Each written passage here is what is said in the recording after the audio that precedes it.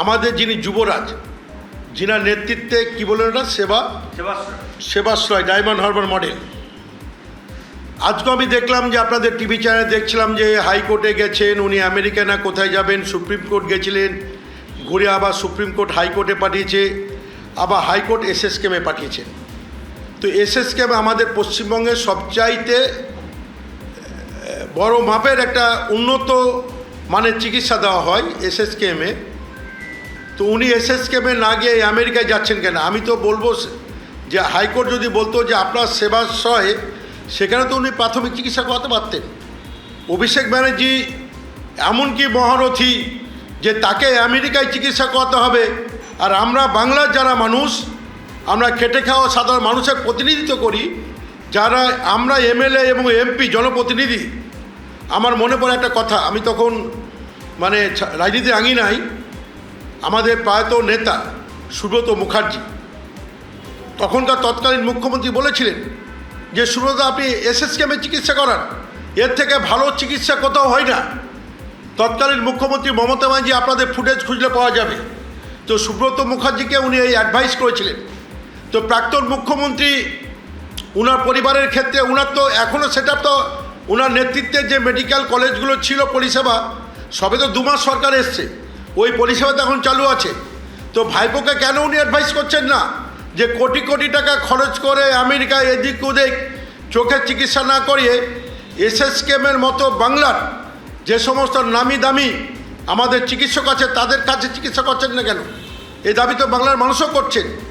আমাদের সেবাশ্রয় যেতে বলছি না, ডায়মন্ড হারবার যেতে বলছি না।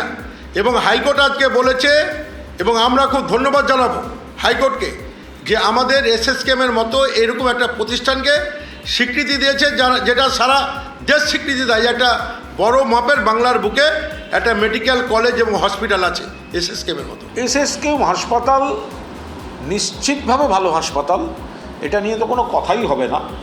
পশ্চিমবঙ্গের সেরা শুধু নয়, ভারতবর্ষের অন্যতম সেরা। এখন একেবারে দেখুন, প্রত্যেকটা জায়গাতেই কিছু স্পেশালিটি থাকে, বিশেষজ্ঞ থাকে।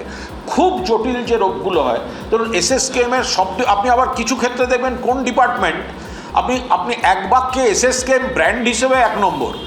এবার আপনার তখন মনে হবে আপনি একটা পার্টিকুলার, যদি আপনি কার্ডিওলজি, আমি কথার কথা বলছি, তখন আপনি হয়তো খবর পাবেন কার্ডিওলজি মেডিকেল বেটার।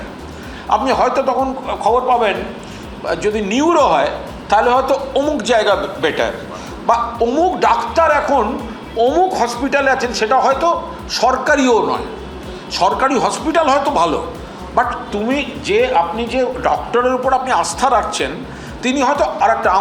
আমরা কী করি, আমরা সাধারণত যে ডক্টরের উপর ডিপেন্ড করি, একবার একটা রেজাল্ট পাই, কার্যত আমরা সেই ফলো আপটা সেখানে করাই। তো ফলে সেই জায়গায় দাঁড়িয়ে এটা কেউ যদি এক বাক্যে বলে এসএসকেম, তো সবাই এসএসকেমে জানতো। এই যে বিজেপি নেতারা এত কথা বলছেন, তো বিজেপি শাসিত রাজ্যে সবাই সরকারি হাসপাতালে জানতো। তো বিজেপি নেতারা কেউ দেশের বাইরে গিয়ে কোনো চিকিৎসা করান না। তো অভিষেকের সেটা একটা খুব জটিল সমস্যা। দুর্ঘটনাটায় চোখের মণিটাকে ধারণ করে আছে যে হাড়গুলি, সূক্ষ্ম হাড়গুলি চুরমার হয়ে গেছিল, ফলে একটা জেনুইন প্রবলেম। এবার আমি তার ডিটেল খুব বলতে পারবো না, কিন্তু যদি কেউ মনে করেন যে এখানের থেকে আমি ওই জায়গাটা বেস্ট ট্রিটমেন্টটা পাবো, যদি কেউ চেষ্টা করেন, তো তার সঙ্গে হসপিটালের ব্র্যান্ড নেম দিয়ে, এবার আপনি বলুন সবকটা হসপিটাল প্রাইভেট বা সরকারি সবকটাই যদি সমান হয়, তাহলে মানুষ বেছে বেছে এটা না হলে ওটা, না হলে সেটা, এটা যান কেন?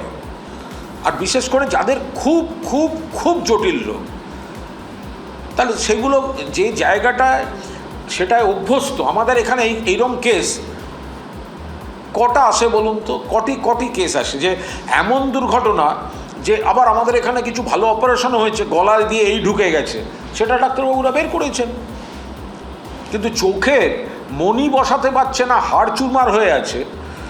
তো আমি যদি মনে করি আমার ট্রিটমেন্টটা আমি অমুক জায়গায় করব, তো সেটা তো একজন নাগরিকের অধিকারের মধ্যেও পড়ে।